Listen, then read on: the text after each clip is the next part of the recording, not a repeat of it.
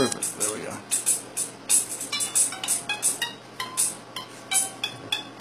Good. Okay. Since this is the month of Kislev and Hanukkah is the big part of this month, I'm going to share with you a Hanukkah song. You should imagine that it's a puppet band singing the song and not me. And here it is. Yehuda and the boys said that ain't right. They moved out in the mountains and they started a fight. They fought them in the morning, they fought them at night. The Greeks said, boy, them Jew boys don't know how to fight. They said, go Yehuda, go. Yehuda and the Maccabees. Thank you. Thank you. Last week, I just want to say a word about the Yiddish tune that we did last week about the pickpocket. I want to say how Chassidus views that. The mashal that they give in Chassidus is like a thief in the tunnel when he's getting ready to break into a house. He has so much emunah in Hashem that he asks Hashem help him to be able to pull off the thievery. And that was very similar to by the way, the tune was great, but it was very similar to that guy, the pickpocket. He was a Yid, he had a Jewish heart, and he had Jewish faith, but at the same time, he didn't have emunah, he didn't have faith in Hashem, that Hashem would take care of his parnasa for him in an honest way. And that's the problem with pure emunah, with pure simplicity, without bringing it in through the intellect. So I'm going to go over a mimer from the Rebbe that's connected with that. It's called A Smart Guy Chooses a King. But before I do, I want to tell a story. And I'm titling the story, it's a story the Rebbe told him for Brengen. I want to title the story, The Rebbe Did Not Kiss the Baby.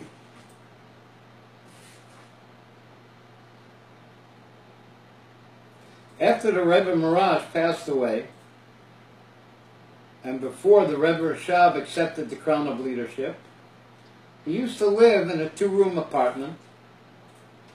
And one time he was learning there with his chavrusa, and since it was such a small place, his baby, the future previous Rebbe, was in a crib or a trundle bed or a bassinet, whatever it was where he was sleeping.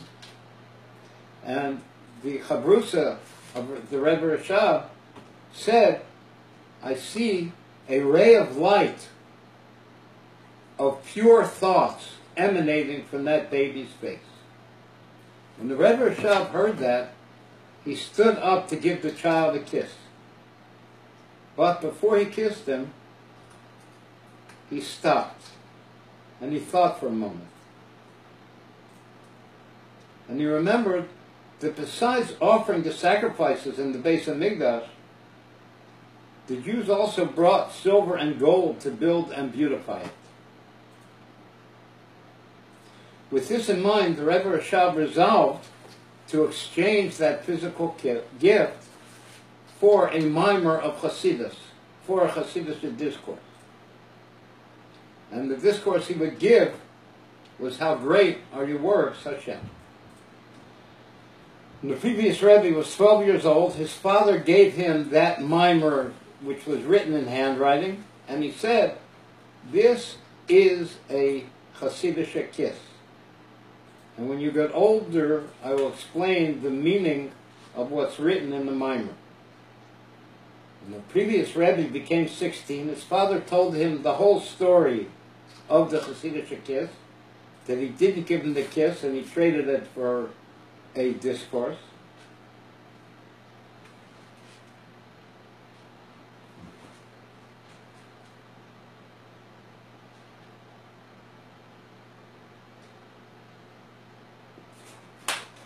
Our Rebbe then explained what a great expression of essence is a kiss, It's an expression of essential love that's much higher than any words can capture.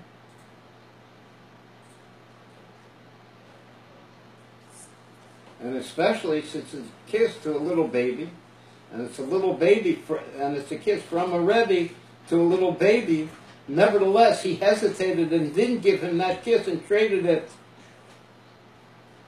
for Chassidic discourse.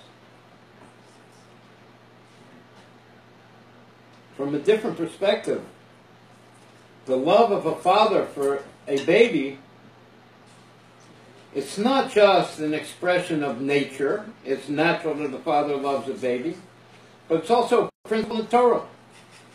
We cry to Hashem, have mercy on us, like a father has mercy on his children. We call Hashem merciful Father and Father of mercies. A father and a son are essentially one essence. If this precious gift that express the essence, love of the father for the child, was traded for a mimer, then we can see how great and how precious a Hasidus discourse is. The Rebbe says, but at first glance, a kiss is an expression of essential love, and the mimer is an intellectual discourse. So how could it be that he would trade this discourse, this intellectual thing, for an expression of essential love?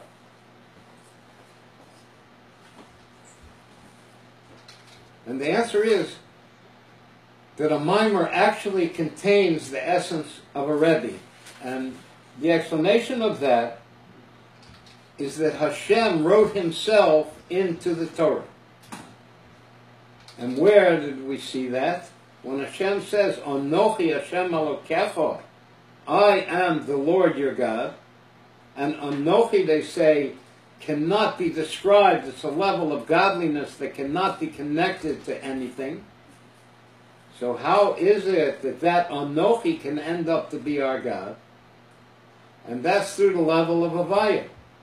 And explains, the word Anochi is Ona Nafshi Yehavispei, I write my soul into it, Hashem says. How does he write his soul into it? The Yud of the Yud Kei Vav Kei is the drop of ink, and the Hey is the 5 fingers of the hand, and the Vav is the pen, and the lower Hey is the letter on the piece of leather that the Torah is written on. So too, when the Rebbe Rashab was passing away, the previous Rebbe was very upset, and the Rebbe Rashab told him, I'm going in heaven, but the writings I'm leaving here. In other words, my essence I'm leaving here. So now we can understand why a mimer could be traded for a gift, for a kiss, and it's even a greater communication of the essence than a kiss. And then I want to add, when a father kisses a son, it's an amazing outpouring of love. But the nachas the father gets when the son kisses him back is even much greater. So therefore, let us learn a mimer, and we'll give the Rebbe a kiss back.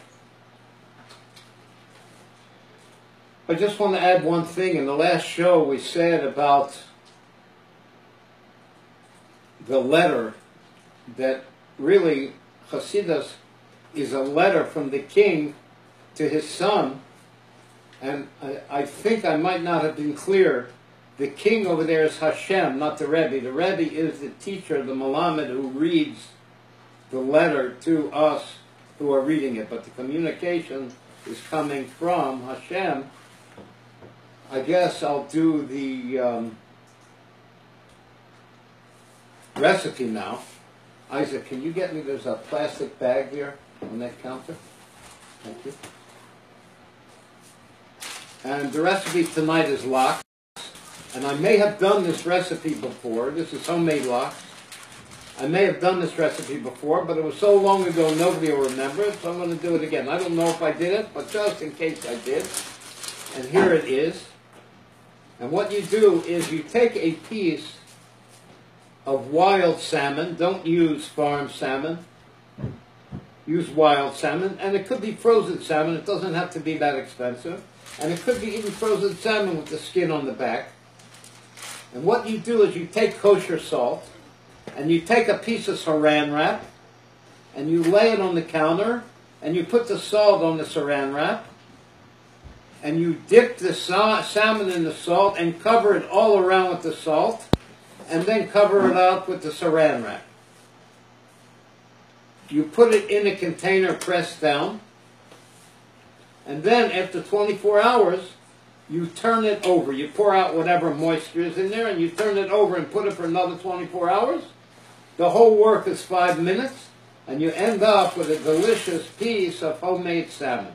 We'll try to send this recipe up to the website www.TheWellsprings.org. Is that correct? Is that the... You got it. www.TheWellsprings.org. We're going to be putting other stuff up. We've been talking about Chacham Bin and Das and the details, the depth, width, and length of Chacham Bin and Das, and we'll be putting up material about that explains it in much more detail than we're able to do on the show. And there's also a place in there where you can respond. You can ask questions or make comments. And I wish people would, because I'm talking here, I'm sharing myself, and I would love to be able to have some feedback and some communication. And now we're going to have our musical interlude with a poem that captures the story of the Pasha.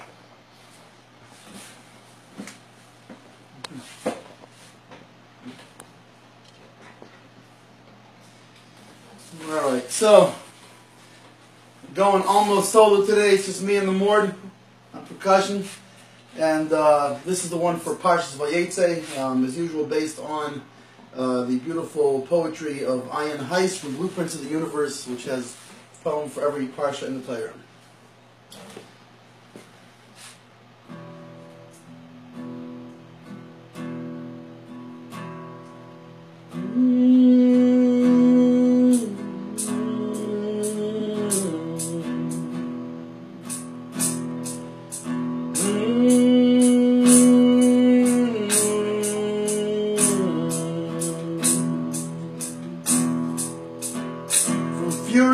Brother Esau, Jacob fled to faraway lands. There he met beloved Rachel, with no wealth to ask her hand. For you I labor, for you I slave my love. The one I've been paired with from above. Conniving Lavan hugged Yaakov and trapped him to work for Rachel 7 years. Lavan switched sisters. Yaakov wed Leah, worked 7 more. For Rachel dear, for you I labor, for you I slave my love, for you are the one I've been paired with from above. Laban told him to work longer for a share of his vast flock. Jacob's share grew ever stronger. Laban's schemes but increased Jacob's stock. For you I labor, for you I slave my love. For you are the one I've been paired with from above. Every hand set against him was defeated in the end. Everyone that gave him hell prospered and remained a friend. For you I labor, for you I slay my love. For you are the one I've been prepared with from above. For you I labor, yeah. For you I love. For you are the one I've been prepared with from above.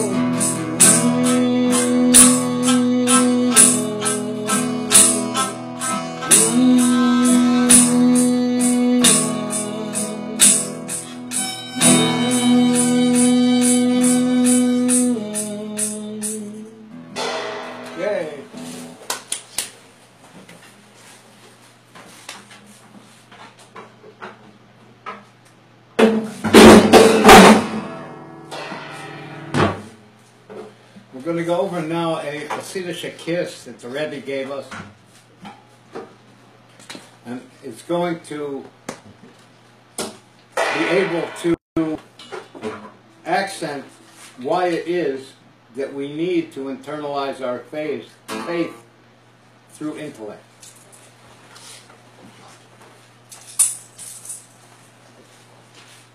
This mimer the Rebbe gave on his birthday, which was the 11th day of the Nasi, of the princes of the tribes who brought their carbon. And since Hanukkah is the rededication, so there is a connection between it. There's a famous question: why does the Torah repeat each tribe's offering, since their gifts were seemingly identical? Every tribe brought the exact same thing, but the Torah repeats it exactly. The only thing different is the name of the prince who's bringing it. The answer is that each tribe has an intention which is unique. The Rebbe reveals that the 11th prince, who is Asher, reflects delight in the fact that Hashem chose us to be his people. I think the word Asher means happy, or it also means tainug, which is delight.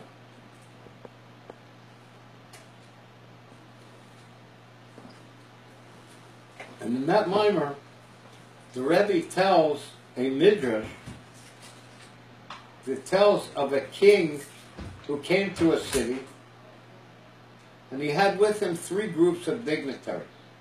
He had chiefs, generals, and ministers. And every person in that city, maybe in that country, chose one of those royal dignities to serve in order to receive power, glory, and treasures. But one smart guy, one clever person, said, I don't want one of these ministers, I choose the king. He said, the king is permanent, and the ministers are only temporary. I'm putting in my own brackets. Fortune is a wheel that spins in the world, but Hashem remains constant. The Rebbe said, why does it take a smart guy to choose the king? Even a little kid knows that the king is the best one and the biggest one, and that the king is greater than all the ministers and generals and chiefs. What's more, what does the clever man mean when he says that only the king is permanent? What does he mean by that? The Rebbe explains that having a relationship with the king does not come for free. The other ministers only require that you serve them, and they give you your flow of energy. But when it comes to the king, it doesn't come for free. It takes great effort and concentrated service. It takes self-nullification and has to be carried out with all of our abilities in order to internalize our connection to the king. The answer to the second question, what do you mean that the king is permanent and all the other ministers are temporary? And we'll have that through understanding this metaphor. The other nations chose to receive their flow of wealth and good fortune from the angels, from the heavenly ministers. They understand that the king, Hashem, is greater than the ministers. They understand it as well as we do. After all, their gods call Hashem the God of gods. Those people serve the ministers, you know why? Because they want now, they want rewards now, they want money now, they want honor now. And they can receive it now from these heavenly ministers. But the smart guy knows that serving the king, in serving the king, his final gain will be much greater than the others, and the others will be left with disappointment, decay, and death. But free choice means picking between equals. How do we say that we choose the king out of free choice? Free choice means picking between equals. You can't say it's free choice. Okay, do you want gold or do you want a rotten apple? Well, of course you choose the gold. Well, that's not free choice. In this case, both are serving for their own reasons. Both of them, the nations are serving the heavenly ministers because they're going to get hashpah from them. And we are serving Hashem because we're going to get hashpah finally from Him. So it looks like there's no difference, so that there really is a free choice.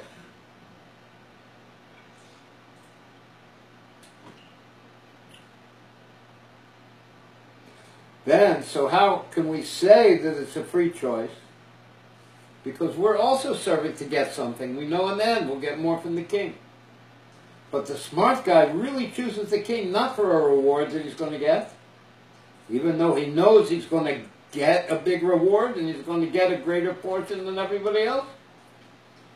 His service and delight, the smart guy's service and his nachas and his tainu, comes from linking to the inner will of the king. Whether receiving a small amount, while his relationship to the king is still undeveloped, or when he'll receive an abundance at the time his bond to the king is completely revealed.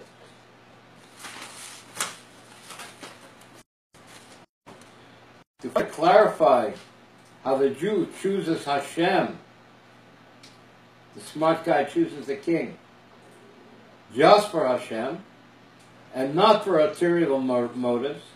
The Rebbe tells a story that is told in the Siddur, what's called the Alter Rebbe Siddur, where it gives a lot of explanations on the davening. And that story is also about the king. And I just want to say, in my own understanding, it says that 1 minute of tshuva and good deeds in this world is better than the whole world to come. You understand what the whole world to come is. You can understand how great the thing is in this world of doing tshuva and doing mitzvahs.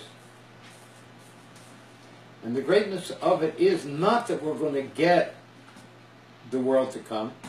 The greatness of it is when we do the Torah and mitzvahs, we are now giving Hashem nachas. We are now connecting with the king.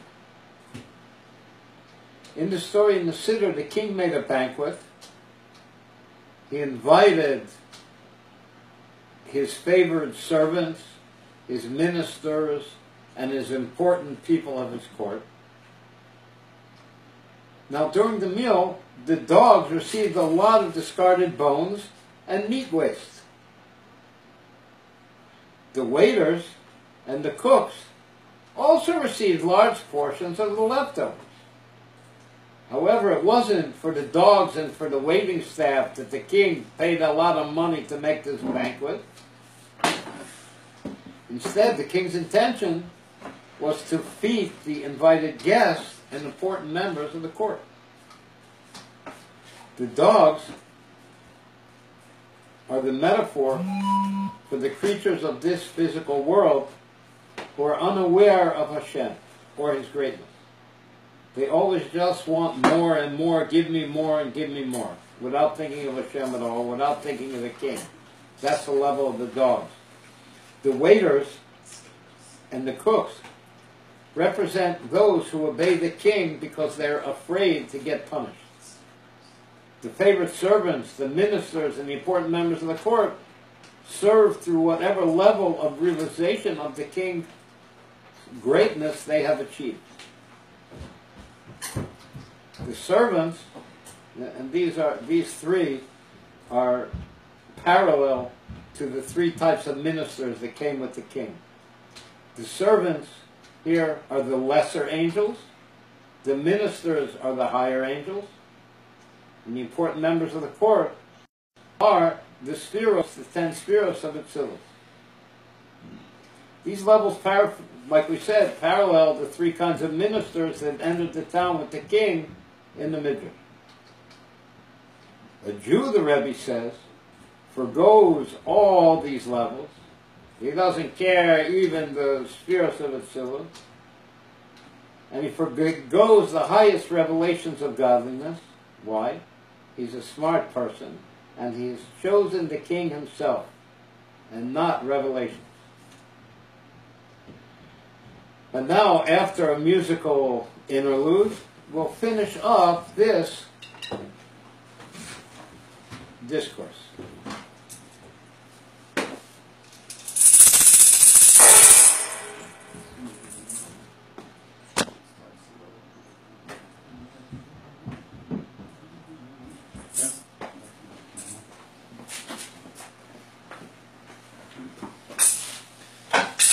All right, today we have trustee Mord number 1, 2, 3. We're not sure which one is number which. We're missing our Mord number other 1 and 2, or maybe it's 2 and 3, or 3 and 1. Anyway, we're missing 2 Mords. We miss you guys. So as you can see, we're doing a stripped down version. We're doing like the naked version here, where it's so we're going to take it back, strip down, obviously in a spiritual sense. We're going to strip it back even another level, and the guitar is going to sit right here, and we're just going to go mamish solo. Acapella. Yep, acapella here, and there's it's just a beautiful niggin. It's called it's known sometimes as niggin Kremenchug, the niggin from the city of Kremenchug, or Berlach, which means birds. And it's a beautiful niggin. And just a plug, not for me, but actually for the niggin, is just for people not to sing it wrong. I hear it a lot. When people sing this niggin by the high part, which you'll hear soon, but they go, please don't do that. That messes the niggin. The niggin, the whole power of that niggin is in the full octave drop. And now you'll hear the whole thing, so you can put it together. But please remember, it's that full octave drop that is a proper way of singing niggin, as well as it sounds much more beautiful that way. So it goes like this. Hey ya ya ya ya ya ya di ma ya do ya ya oh ya di ma ma te ya ya ya ya ya ya ya oh ya di ma ma ha ma ma ma ma ma mo yo ya di ma yo oh yada yada mam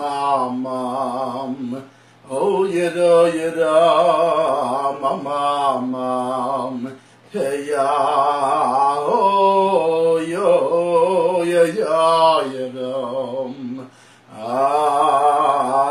ya ya ya oh yada ha mam oh yada ya ya ya ya ya oh ya ya ya ya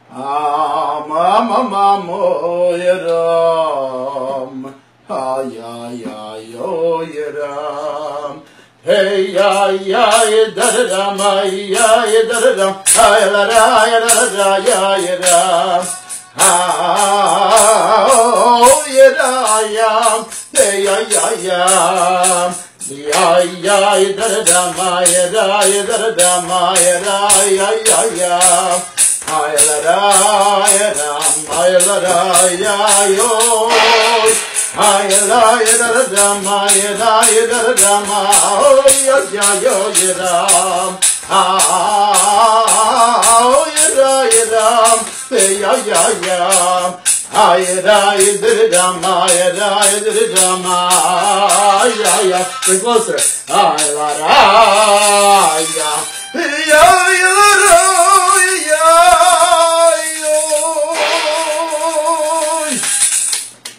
And that's better lot for you. Thank you, Mendel.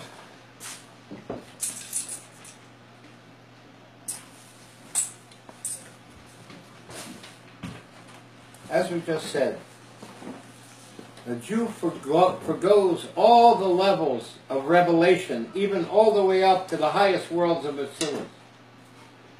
All he wants is the king. And he chooses the king because he's a smart guy. This is reflected in what the Alter Rebbe used to say. I don't want your Gan Eden. I don't want your paradise. I don't want your Olam Haba. I don't want your reward in the future when Mashiach comes. I only want you. No revelations. Only you, the king. Why does he only want Hashem? Because the essence of his soul is one with Hashem. And why does he have to be clever to choose the path to revealing that bond? In other words, why does he have to be a smart guy? Let him just have a Jewish soul and be connected to Hashem. No, to reveal it he has to be a smart guy. He has to bring it through his intellect. Since the clever person's connection to Hashem is his inner desire, he has to use his internal powers, which means his intellect and his emotion, and even his thought, speech, and his action. So they're invested in the physical body. Why? Because Hashem chose a Jewish body and a soul together. And that's why we have to internalize our emunah and internalize our faith and love of Hashem in order to bring it down to the level where it infuses our body, because that is what Hashem chose, a neshama with the body. Chassidus is the Sudas Leviathan, it's the feast of the big fish and the giant bull. So don't be satisfied with this, what I'm saying, this discourse that I just gave you in a synopsis way. That's only a menu. Eat yourself. You have the meal of Leviathan and Shar Abar. You can find this mimer in a site called Simply Hasidus, and it's translated in England. Chew it up. Chew it up means the level of Chachma. Lamed Beis Hasidus Chachma. That's 32 teeth. Taste it. Understand it. Swallow it. Understanding is a level of Bina. Swallow it is a level of Das. Be nourished by it is a level of emotion attributes. And be enlivened by it, thought, speech, and action. We want Mashiach now. Now I'm going to do our signature sign-off song. I'm going to have an accompaniment. Mendel, you're joining in? Yep. Absolutely. Gazin,